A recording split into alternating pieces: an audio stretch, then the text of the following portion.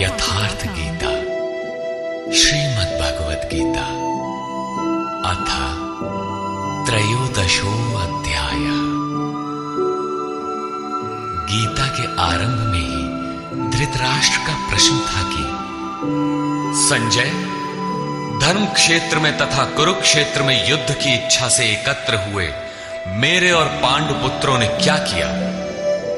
अभी तक ये नहीं बताया गया कि वो क्षेत्र है कहां, किंतु जिन महापुरुष ने जिस क्षेत्र में युद्ध बताया, स्वयं ही उस क्षेत्र का प्रस्तुत अध्याय में निर्णय देते हैं कि वो क्षेत्र वस्तुतः है कहां। श्री भगवान वाच।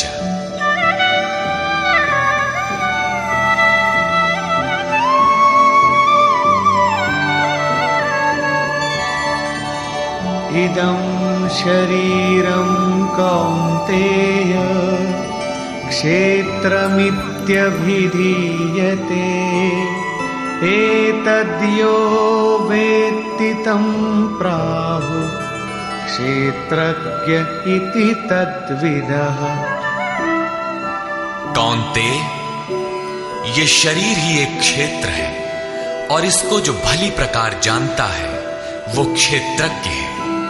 वो उसमें फंसा नहीं है बल्कि उसका संचालक है, ऐसा उस तत्व को विदित करने वाले महापुरुषों ने कहा है।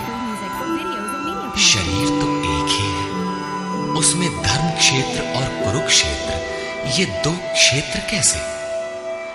वस्तुतः इस एक ही शरीर के अंतराल में अंतःकरण की दो प्रवृत्तियां पुरातन है। एक तो परम धर्म परमात्मा में प्रवेश दिलाने वाली पुण्यमयी प्रवृत्ति दैवी संपद है और दूसरी है आसुरी संपद, दूषित दृष्टिकोण से जिसका गठन है, जो नश्वर संसार में विश्वास दिलाती है।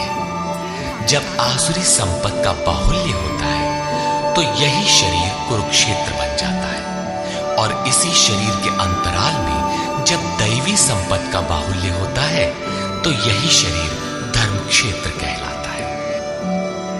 ये चढ़ाव उतार बराबर लगा रहता है, किंतु तत्वदर्शी महापुरुष के सान्निध्य से जब कोई अनन्य भक्ति द्वारा आराधना में प्रवृत्त होता है तो दोनों प्रवृत्तियों में निर्णायक युद्ध का सूत्रपात हो जाता है। क्रमशः दैवी संपद का उत्थान और आसुरी संपद का शमन हो जाता है। आसुरी संपद के सर्वथा शमन के उपरांत परम के दिग्दर्शन की अवस्था आती है। दर्शन के साथ ही दैवी संपद की आवश्यकता समाप्त हो जाती है, अतः वो भी परमात्मा में स्वतः विलय हो जाती है। भजने वाला पुरुष परमात्मा में प्रवेश पा जाता है। 11वें अध्याय में अर्जुन ने देखा कि कौरव पक्ष के अनंतर पांडव पक्ष के योद्धा भी योगेश्वर में विलीन होते जा रहे हैं। इस विलय के पश्चात पुरुष का जो स्वरूप है वही क्षेत्रज्ञ है। आगे देखें।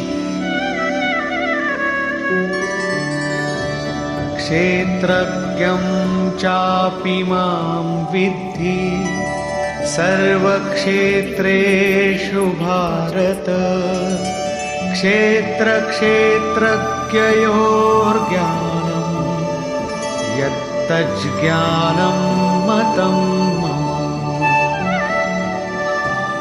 हे अर्जुन, तू सब क्षेत्रों में क्षेत्रज्ञ मुझे ही जान, अर्थात मैं भी क्षेत्रज्ञ हूं।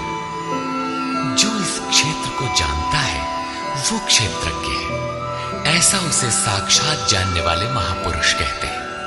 और श्री कृष्ण कहते हैं कि मैं भी क्षेत्रज्ञ हूं, अर्थात श्री कृष्ण भी एक योगेश्वर ही थे।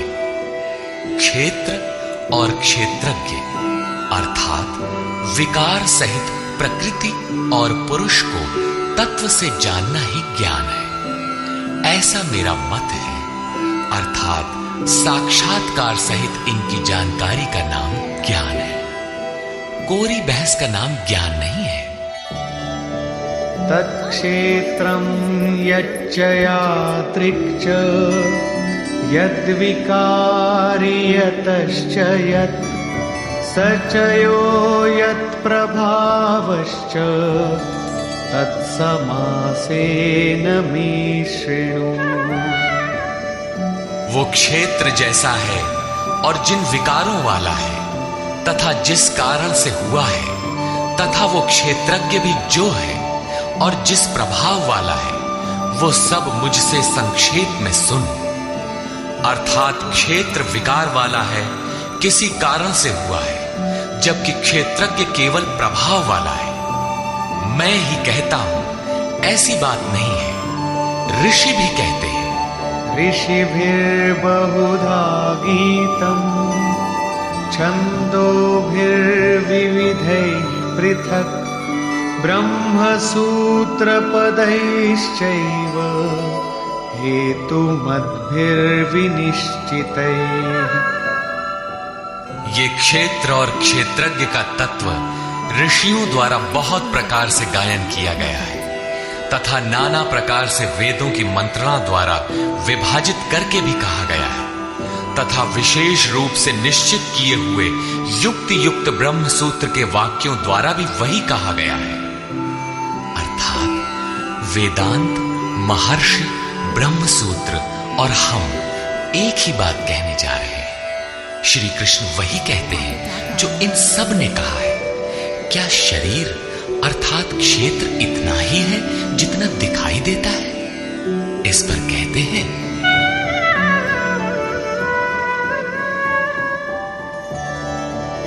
महाभूतान्यहंकारो बुद्धिरव्यक्तमेव च इन्द्रियाणि दशैकञ्च पंचचेन्द्रियगोचराः। अर्जुन, पंच महाभूत अर्थात क्षिति, जल, पावक, गगन, समीर, अहंकार, बुद्धि और चित्त का नाम न लेकर उसे अव्यक्त परा प्रकृति कहा गया, अर्थात मूल प्रकृति पर प्रकाश डाला गया है, जिसमें परा प्रकृति भी सम्मिलित है। उपर्युक्त आठों अष्टधा मूल प्रकृति है तथा 10 इंद्रियां आंख, नाक, कान, त्वचा, जिह्वा, रसना, हाथ, पैर, उपस्थ तथा गुदा, एक मन और 5 इंद्रियों के विषय रूप, रस, गंध, शब्द और स्पर्श तथा इच्छा, द्वेषः, सुखं दुःखं, संघातश्चेतना, धृतिः, एतत् क्षेत्रं समासेन सविकारमुदाहृतम्। इच्छा, द्वेष, सुख दुख और सबका समूह स्थूल देह का ये पिंड, चेतना और धैर्य, इस प्रकार ये क्षेत्र विकारों सहित संक्षेप से कहा गया। संक्षेप में यही क्षेत्र का स्वरूप है जिसमें बोया हुआ भला और बुरा बीज संस्कारों के रूप में उगता है। शरीर ही क्षेत्र है। शरीर में गारा मसाला किस वस्तु का है? तो यही 5 तत्व, 10 इंद्रियां, एक मन इत्यादि जैसा लक्षण ऊपर गिनाया गया है। इन सब का सामूहिक संघात पिंड शरीर है। जब तक ये विकार रहेंगे तब तक ये पिंड भी विद्यमान रहेंगे, इसलिए कि ये विकारों से बना है। अब उस क्षेत्रज्ञ का स्वरूप देखें जो इस क्षेत्र में लिप्त नहीं बल्कि उससे निवृत्त है। अमानित्वमदम्भित्वम् अहिंसा क्षान्तिरार्जवम् आचार्योपासनं शौचं स्थैर्यमात्मविनिग्रहः। हे अर्जुन, मान अपमान का अभाव, दंभाचरण का अभाव, अहिंसा अर्थात अपनी तथा अन्य किसी की आत्मा को कष्ट न देना अहिंसा है। अहिंसा का अर्थ केवल इतना ही नहीं है कि चींटी मत मारो। श्री कृष्ण ने कहा कि अपनी आत्मा को अधोगति में न पहुंचाओ। उसको अधोगति में पहुंचाना हिंसा है और उसका उत्थान ही शुद्ध अहिंसा है। ऐसा पुरुष अन्य आत्माओं के उत्थान हेतु भी उन्मुख रहता है। हां, इसका आरंभ किसी को ठेस न पहुंचाने से होता है। ये उसी का एक अंग प्रत्यंग है। अतः अहिंसा, क्षमा भाव, मन वाणी की सरलता, आचार्योपासना अर्थात श्रद्धा भक्ति सहित सद्गुरु की सेवा और उनकी उपासना, पवित्रता, अंतःकरण की स्थिरता, मन और इंद्रियों सहित शरीर का निग्रह और इंद्रियार्थेषु वैराग्यम् अनहंकार एव च जन्म मृत्यु जरा व्याधि दुख दोषानुदर्शनम्। इस लोक और परलोक के देखे सुने भोगों में आसक्ति का अभाव, अहम का अभाव, जन्म मृत्यु, वृद्धावस्था, रोग और भोगादि में दुख दोष का बारंबार चिंतन, असक्तिरनभिष्वङ्गः पुत्रदार गृहादिषु नित्यं च समचित्तत्वम् इष्टानिष्टोपपत्तिषु। पुत्र, स्त्री, धन और गृहादि में आसक्ति का अभाव, प्रिय तथा अप्रिय की प्राप्ति में चित्त का सदैव सम रहना,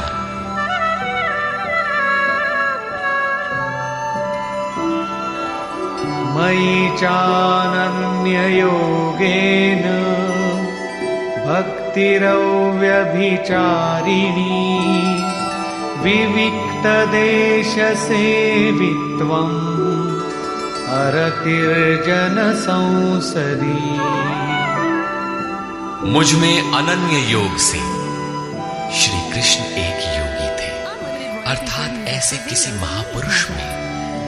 अनन्य योग अर्थात योग के अतिरिक्त अन्य कुछ भी स्मरण न करते हुए अव्यभिचारिणी भक्ति अर्थात इष्ट के अतिरिक्त किसी चिंतन का न आना, एकांत स्थान का सेवन, मनुष्यों के समूह में रहने की आसक्ति का न होना तथा अध्यात्मज्ञान नित्यत्वम् तत्त्वज्ञानार्थदर्शनम् एतज्ज्ञानमिति प्रोक्तम् अज्ञानं यदतोऽन्यथा। आत्मा के आधिपत्य वाले ज्ञान में एक रस स्थिति और तत्व ज्ञान के अर्थ स्वरूप परमात्मा का साक्षात्कार, ये सब तो ज्ञान है और इससे जो विपरीत है वो सब अज्ञान है। ऐसा कहा गया है। उस परम तत्व परमात्मा के साक्षात्कार के साथ मिलने वाली जानकारी का नाम ज्ञान है। अध्याय 4 में उन्होंने कहा कि यज्ञ की पूर्ति में यज्ञ जिसे शेष छोड़ता है उस ज्ञानामृत का पान करने वाला सनातन ब्रह्म में प्रवेश पा जाता है।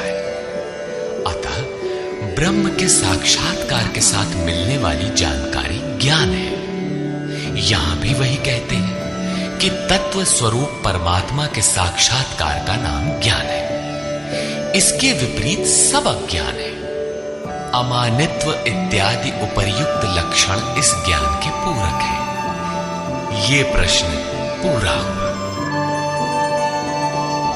ज्ञेयं यत्तत् प्रवक्ष्यामि यज्ज्ञात्वामृतमश्नुते अनादिमत्परं ब्रह्म न सत्तन्नासदुच्यते। अर्जुन, जो जानने योग्य है तथा जिसे जानकर मरण धर्मा मनुष्य अमृत तत्व को प्राप्त होता है उसे अच्छी प्रकार कहूंगा।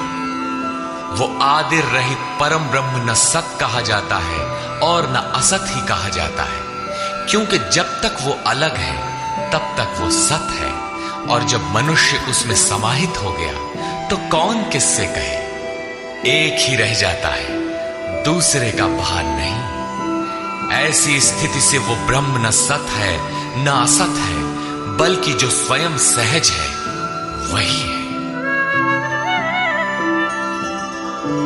सर्वतः पाणिपादं तत् सर्वतोक्षिशिरोमुखम् सर्वतः श्रुतिमल्लोके सर्वमावृत्य तिष्ठति। वो ब्रह्म सब ओर से हाथ पैर वाला, सब ओर से नेत्र सिर और मुख वाला तथा सब ओर से श्रोत्र वाला है, सुनने वाला है, क्योंकि वो संसार में सबको व्याप्त करके स्थित है।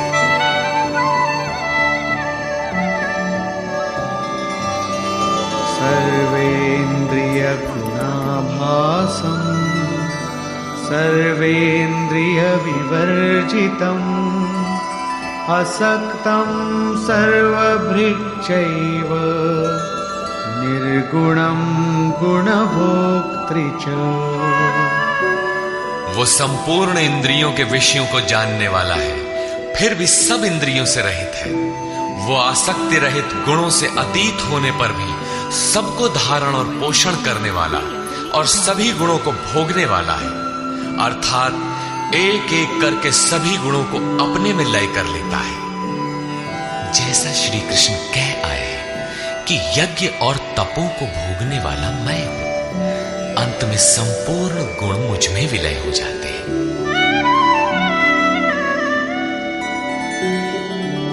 बहिरन्तश्च भूतानाम् अचरं चरमेव च सूक्ष्मत्वात् तदविज्ञेयम् दूरस्थं चान्तिके च तत्। वो ब्रह्म सभी जीवधारियों के बाहर भीतर परिपूर्ण है, चर और अचर रूप भी वही है। सूक्ष्म होने से वो दिखाई नहीं पड़ता, अविज्ञेय है, मन इंद्रियों से परे है तथा अति समीप और दूर भी वही है। अविभक्तं च भूतेषु विभक्तमिव च स्थितं भूतभर्तृ च तज्ज्ञेयम् ग्रसिष्णु प्रभविष्णु च। अविभाज्य होकर भी वो संपूर्ण चराचर भूतों में अलग अलग के सदृश प्रतीत होता है। वो जानने योग्य परमात्मा समस्त भूतों को उत्पन्न करने वाला, भरण और पोषण करने वाला और अंत में संहार करने वाला है। यहां बाह्य और आंतरिक दोनों भावों की ओर संकेत किया गया है। जैसे बाहर जन्म और भीतर जागृति, बाहर पालन और भीतर योग क्षेम का निर्वाह, बाहर शरीर का परिवर्तन और भीतर सर्वस्व का विलय, अर्थात भूतों की उत्पत्ति के कारणों का लय और उस लय के साथ ही अपने स्वरूप को प्राप्त हो जाता है। ये सब उसी ब्रह्म के लक्षण है। ज्योतिषामपि तज्ज्योतिः तमसः परमुच्यते ज्ञानं ज्ञेयं ज्ञानगम्यं हृदि सर्वस्य विष्ठितम्। वो ज्ञेय ब्रह्म ज्योतियों का भी ज्योति है, तम से अति परे कहा जाता है। वो पूर्ण ज्ञान स्वरूप है, पूर्ण ज्ञाता है, जानने योग्य है और ज्ञान द्वारा ही प्राप्त होने वाला है। साक्षात्कार के साथ मिलने वाली जानकारी का नाम ज्ञान है। ऐसी जानकारी द्वारा ही उस ब्रह्म का प्राप्त होना संभव है। वो सबके हृदय में स्थित है, उसका निवास स्थान हृदय है, अन्यत्र ढूंढने पर वो नहीं मिलेगा। अतः हृदय में ध्यान तथा योगाचरण द्वारा ही उस ब्रह्म की प्राप्ति का विधान है। इति क्षेत्रं तथा ज्ञानं ज्ञेयं चोक्तं समासतः मद्भक्त एतद्विज्ञाय मद्भावायोपपद्यते। हे अर्जुन, बस इतना ही क्षेत्र ज्ञान तथा जानने योग्य परमात्मा का स्वरूप संक्षेप में कहा गया है। इसे जानकर मेरा भक्त मेरे साक्षात स्वरूप को प्राप्त होता है। अभी तक योगेश्वर श्री कृष्ण ने जिसे क्षेत्र कहा था उसी को प्रकृति, और जिसे क्षेत्रज्ञ कहा था उसी को अब पुरुष शब्द से इंगित करते हैं। प्रकृतिं पुरुषं चैव विद्यनादि उभावपि विकारांश गुणांश्चैव विद्धि प्रकृति संभवान्। ये प्रकृति और पुरुष दोनों ही अनादि जान, ऐसा संपूर्ण विकार तथा त्रिगुण प्रकृति से ही उत्पन्न हुए जान। कार्यकरण कर्तृत्वे हेतुः प्रकृतिरुच्यते पुरुषः सुख दुःखानां भोक्तृत्वे हेतुरुच्यते। कार्य और करण अर्थात जिसके द्वारा कार्य किए जाते हैं, विवेक, वैराग्य इत्यादि, तथा अशुभ कार्य होने में काम, क्रोध इत्यादि कारण है। उनको उत्पन्न करने में हेतु प्रकृति कही जाती है, और ये पुरुष सुख दुखों को भोगने में कारण कहा जाता है। प्रश्न उठता है कि क्या वो भोगता ही रहेगा या इससे कभी छुटकारा भी मिलेगा? जब प्रकृति पुरुष दोनों ही अनादि हैं, तब कोई उनसे छूटेगा कैसे? इस पर कहते हैं, पुरुषः प्रकृतिस्थो हि भुङ्क्ते प्रकृतिजान् गुणान् कारणं गुणसङ्गोऽस्य सदसद्यो निजन्मसु। प्रकृति के बीच में खड़ा होने वाला पुरुष ही प्रकृति से उत्पन्न हुए गुणों के कार्य रूप पदार्थों को भोगता है, और इन गुणों का संग ही इस जीवात्मा के अच्छी तथा बुरी योनियों में जन्म लेने का कारण है। ये कारण अर्थात प्रकृति के गुणों का संग समाप्त होने पर ही जन्म मृत्यु से मुक्ति मिलती है। अब उस पुरुष पर प्रकाश डालते हैं कि वो किस प्रकार प्रकृति में खड़ा है।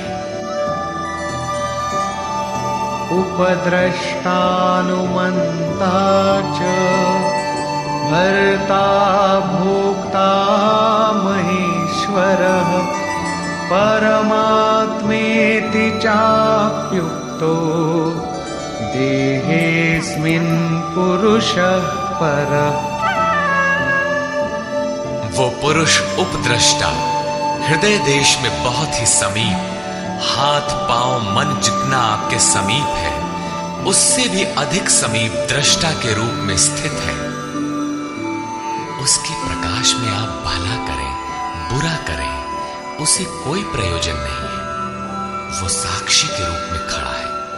साधना का सही क्रम पकड़ में आने पर पथिक कुछ ऊपर उठा, उसकी ओर बढ़ा तो दृष्टा पुरुष का क्रम बदल जाता है। वो अनुमंता अनुमति प्रदान करने लगता है, अनुभव देने लगता है। साधना द्वारा और समीप पहुंचने पर वही पुरुष भर्ता बनकर भरण पोषण करने लगता है, जिसमें आपके योग क्षेम की भी व्यवस्था कर देता है। साधना और सूक्ष्म होने पर वही भोक्ता हो जाता है। भोक्तारम यज्ञ तपसाम, यज्ञ तप जो कुछ भी बन पड़ता है सबको वो पुरुष ग्रहण करता है, और जब ग्रहण कर लेता है उसके बाद वाली अवस्था में महेश्वर, महान ईश्वर के रूप में परिणत हो जाता है। वो प्रकृति का स्वामी बन जाता है, किंतु अभी कहीं प्रकृति जीवित है तभी उसका मालिक है। इससे भी उन्नत अवस्था में वही पुरुष परमात्मेत चाप्युक्तो जब परम से संयुक्त हो जाता है तब परमात्मा कहलाता है। इस प्रकार शरीर में रहते हुए भी ये पुरुष अर्थात आत्मा परह ही है, सर्वथा इस प्रकृति से परे ही है। अंतर इतना ही है कि आरंभ में ये दृष्टा के रूप में था, क्रमशः उत्थान होते होते परम का स्पर्श कर परमात्मा के रूप में परिणत हो जाता है। य एवं वेत्ति पुरुषं प्रकृतिं च गुणैः सह सर्वथा वर्तमानोऽपि न स भूयोऽभिजायते। इस प्रकार पुरुष को और गुणों के सहित प्रकृति को जो मनुष्य साक्षात्कार के साथ विदित कर लेता है, वो सब प्रकार से बरतता हुआ भी फिर नहीं जन्मता, अर्थात उसका पुनर्जन्म नहीं होता। यही मुक्ति है। अभी तक योगेश्वर श्री कृष्ण ने ब्रह्म और प्रकृति की प्रत्यक्ष जानकारी के साथ मिलने वाली परम गति अर्थात उसका पुनर्जन्म से निवृत्ति पर प्रकाश डाला, और अब वे उस योग पर बल देते हैं जिसकी प्रक्रिया है आराधना, क्योंकि इस कर्म को कार्य रूप दिए बिना कोई पाता नहीं।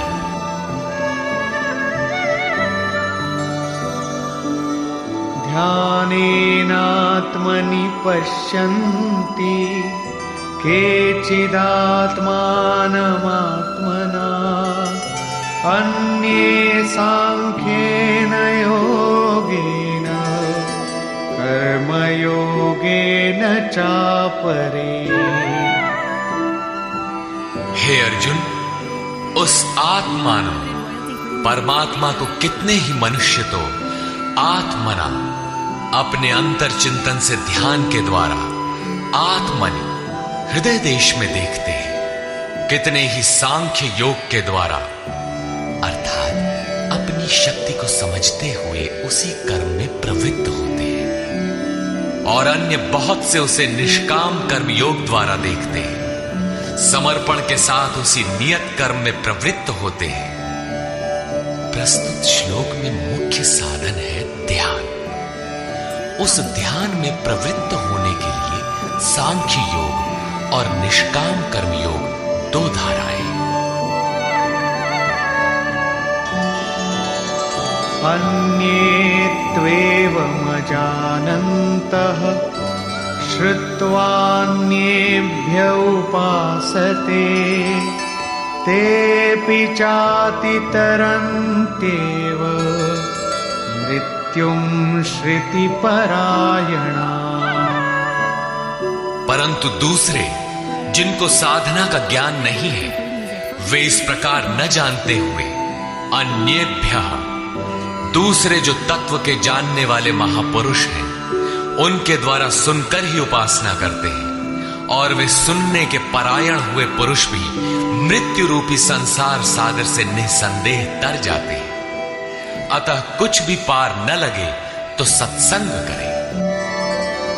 यावत् संजायते किंचित् सत्वं स्थावर जंगमम् क्षेत्र क्षेत्रज्ञ संयोगात् तद्विद्धि भरतर्षभ।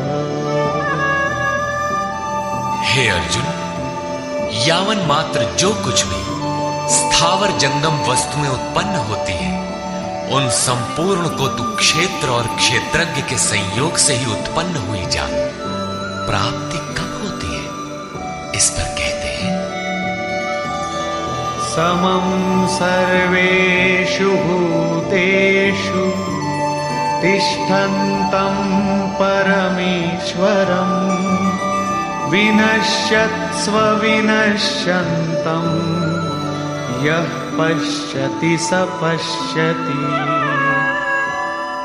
जो पुरुष विशेष रूप से नष्ट होते हुए चराचर सभी भूतों में नाश रहित परमेश्वर को संभाव से स्थित देखता है, वही यथार्थ देखता है।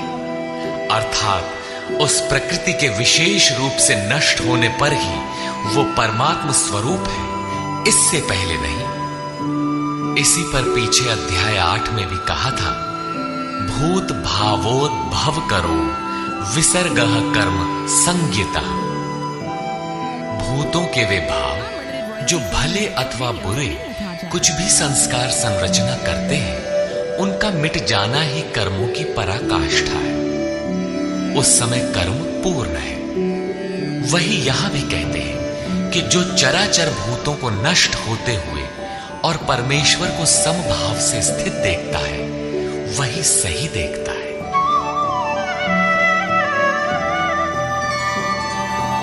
समं पश्यन् हि सर्वत्र समवस्थितमीश्वरम् न हि नस्त्यात्मनात्मानं ततो याति परां गतिम्। क्योंकि वो पुरुष सर्वत्र समभाव से स्थित परमेश्वर को समान अर्थात जैसा है वैसा ही समान देखता हुआ अपने द्वारा स्वयं को नष्ट नहीं करता, क्योंकि जैसा था वैसा उसने देखा, इसलिए वो परम गति को प्राप्त होता है। प्राप्ति वाले पुरुष के लक्षण बताते हैं।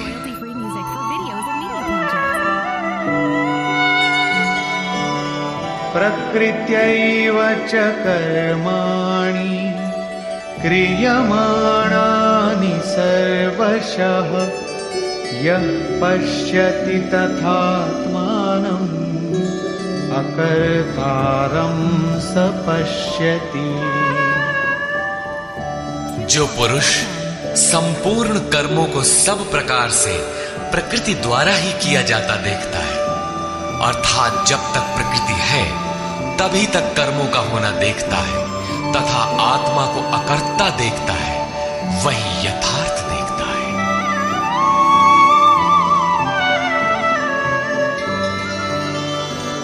यदा भूत पृथग् भावम् एकस्थमनुपश्यति तत एव च विस्तारम् ब्रह्म संपद्यते तदा। जिस काल में मनुष्य भूतों के न्यारे न्यारे भावों में एक परमात्मा को प्रवाहित स्थित देखता है तथा उस परमात्मा से ही संपूर्ण भूतों का विस्तार देखता है, उस समय वो ब्रह्म को प्राप्त होता है। जिस क्षण ये अवस्था आ गई उसी क्षण वो ब्रह्म को प्राप्त होता है। ये लक्षण भी स्थित प्रज्ञ महापुरुष का ही है।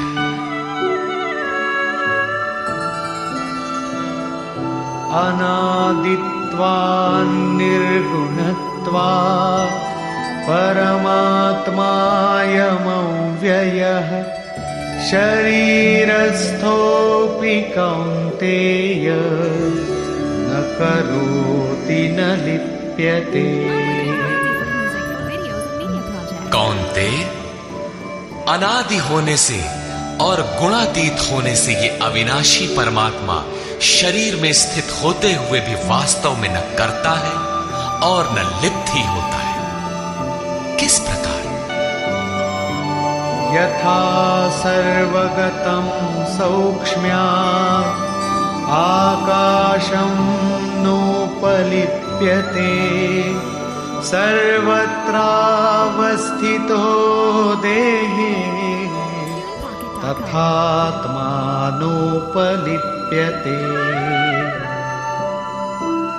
जिस प्रकार सर्वत्र व्याप्त हुआ आकाश सूक्ष्म होने के कारण लिप्त नहीं होता, ठीक वैसे ही सर्वत्र देह में स्थित हुआ भी आत्मा गुणातीत होने के कारण देह के गुणों से लिप्त नहीं होता। आगे कहते हैं,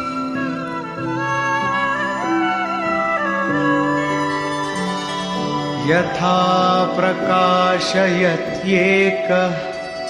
कृत्स्नं लोकमिमं रविः क्षेत्रं क्षेत्री तथा कृत्स्नं प्रकाशयति भारत। अर्जुन, जिस प्रकार एक ही सूर्य संपूर्ण ब्रह्मांड को प्रकाशित करता है, उसी प्रकार एक ही आत्मा संपूर्ण क्षेत्र को प्रकाशित करता है। अंत में निर्णय देते हैं, क्षेत्र क्षेत्रज्ञयोरेवम् अंतरं ज्ञान चक्षुषा भूत प्रकृति मोक्षं च ये विदुर्यान्ति ते परम्। इस प्रकार क्षेत्र और क्षेत्रज्ञ के भेद को तथा विकार सहित प्रकृति से छूटने के उपाय को जो ज्ञान रूपी नेत्र द्वारा देख लेते हैं, वे महात्मा जन पर ब्रह्म परमात्मा को प्राप्त होते हैं। अर्थात क्षेत्र क्षेत्रज्ञ को देखने की आंख ज्ञान है और ज्ञान साक्षात्कार का ही पर्याय है। निष्कर्ष, गीता के आरंभ में धर्म क्षेत्र कुरुक्षेत्र का नाम तो लिया गया, किंतु वह क्षेत्र वस्तुतः है कहां? वह स्थल बताना शेष था, जिसे स्वयं शास्त्रकार ने प्रस्तुत अध्याय में स्पष्ट किया। कौन्तेय, यह शरीर ही एक क्षेत्र है। जो इसको जानता है वह क्षेत्रज्ञ है। वह इसमें फंसा नहीं बल्कि निर्लेप है, इसका संचालक है। अर्जुन, संपूर्ण क्षेत्रों में मैं भी क्षेत्रज्ञ हूं। अन्य महापुरुषों से अपनी तुलना की। इससे स्पष्ट है कि श्री कृष्ण भी एक योगी थे, क्योंकि जो जानता है वह क्षेत्रज्ञ है, ऐसा महापुरुषों ने कहा है। मैं भी क्षेत्रज्ञ हूं, अर्थात अन्य महापुरुषों की तरह मैं भी हूं। उन्होंने क्षेत्र जैसा है जिन विकारों वाला है तथा क्षेत्रज्ञ जिन प्रभावों वाला है उस पर प्रकाश डाला। मैं ही कहता हूं ऐसी बात नहीं है, महर्षियों ने भी यही कहा है। वेद के छंदों में भी उसी को विभाजित करके दर्शाया गया है। ब्रह्म सूत्र में भी वही मिलता है। शरीर अर्थात जो क्षेत्र है, क्या इतना ही है जितना दिखाई देता है? इसके होने के पीछे जिनका बहुत बड़ा हाथ है, उन्हें गिनाते हुए बताया कि अष्टधा मूल प्रकृति, अव्यक्त प्रकृति, 10 इंद्रियां और मन, इंद्रियों के 5 विषय, आशा, तृष्णा और वासना। इस प्रकार इन विकारों का सामूहिक मिश्रण यह शरीर है। जब तक ये रहेंगे तब तक शरीर किसी न किसी रूप में रहेगा ही। यही क्षेत्र है जिसमें बोया भला बुरा बीज संस्कार रूप में उगता है। जो इसका पार पा लेता है वह क्षेत्रज्ञ है। क्षेत्रज्ञ का स्वरूप बताते हुए उन्होंने ईश्वरीय गुणधर्मों पर प्रकाश डाला और कहा कि क्षेत्रज्ञ इस क्षेत्र का प्रकाशक है। उन्होंने बताया कि साधना के पूर्ति काल में परम तत्व परमात्मा का प्रत्यक्ष दर्शन ही ज्ञान है। ज्ञान का अर्थ है साक्षात्कार। इसके अतिरिक्त जो कुछ भी है अज्ञान है। जानने योग्य वस्तु है परात्पर ब्रह्म। वह न सत है न असत, इन दोनों से परे है। उसे जानने के लिए लोग हृदय में ध्यान करते हैं, बाहर मूर्ति रखकर नहीं। बहुत से लोग सांख्य माध्यम से ध्यान करते हैं, तो शेष निष्काम कर्मयोग समर्पण के साथ उसकी प्राप्ति के लिए उसी निर्धारित कर्म आराधना का आचरण करते हैं। जो उसकी विधि नहीं जानते, वे तत्व स्थित महापुरुष के द्वारा सुनकर आचरण करते हैं। वे भी परम कल्याण को प्राप्त हो जाते हैं। अतः कुछ भी समझ में ना आए तो उसके ज्ञाता महापुरुष का सत्संग आवश्यक है। स्थित प्रज्ञ महापुरुष के लक्षण बताते हुए योगेश्वर श्री कृष्ण ने कहा कि जैसे आकाश सर्वत्र सम रहता हुआ भी निर्लेप है, जैसे सूर्य सर्वत्र प्रकाश करते हुए भी निर्लेप है, ठीक इसी प्रकार स्थित प्रज्ञ पुरुष सर्वत्र सम ईश्वर को जैसा है वैसा ही देखने की क्षमता वाला पुरुष क्षेत्र से अथवा प्रकृति से सर्वथा निर्लेप है।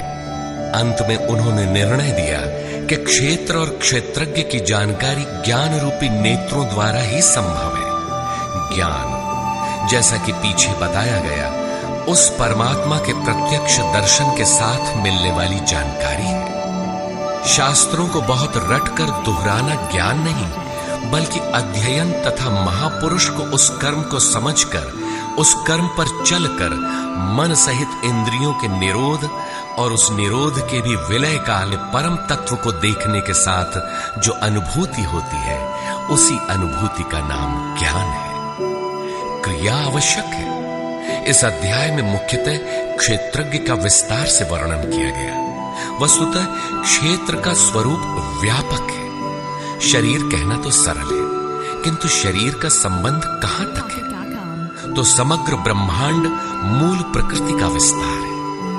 अनंत अंतरिक्षों तक आपके शरीर का विस्तार है। उनसे आपका जीवन ऊर्जस्वी है। उनके बिना आप जी नहीं सकते। यह भूमंडल, विश्व, जगत, देश, प्रदेश और आपका यह दिखाई देने वाला शरीर उस प्रकृति का एक टुकड़ा भी नहीं है। इस प्रकार क्षेत्र का ही इस अध्याय में विस्तार से वर्णन है। अतः ओम तत्सदिति श्रीमद् भगवद गीता सूपनिषत्सु ब्रह्म विद्यायाम योग शास्त्रे श्री कृष्णार्जुन संवादे क्षेत्र क्षेत्रज्ञ विभाग योगो नाम त्रयोदशोऽध्यायः। इस प्रकार स्वामी अड़गड़ानंद कृत श्रीमद् भगवद गीता के भाष्य यथार्थ गीता का 13वां अध्याय